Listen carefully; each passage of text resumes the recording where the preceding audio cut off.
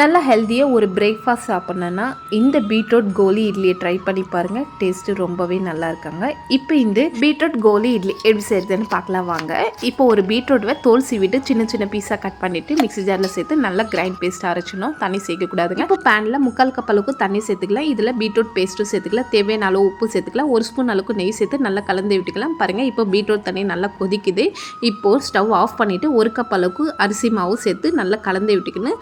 ஆறின உடனே நல்லா சப்பாத்தி மாவு மாதிரி பிசைஞ்சிக்கலாம். பாருங்கள், இந்த அளவுக்கு பிசைஞ்சிக்கணும். இப்போ கையில் நெய் அப்ளை பண்ணிக்கணும். சின்ன சின்ன பால் மாதிரி பிடிச்சி வச்சுக்கலாம். எல்லாத்தையும் இதே மாதிரி பிடிச்சி வச்சுட்டு ஒரு 15 நிமிஷம் நல்லா ஸ்டீம் பண்ணி எடுத்துக்கலாம். பாருங்கள், நல்லா ஸ்டீம் ஆகிருக்கு.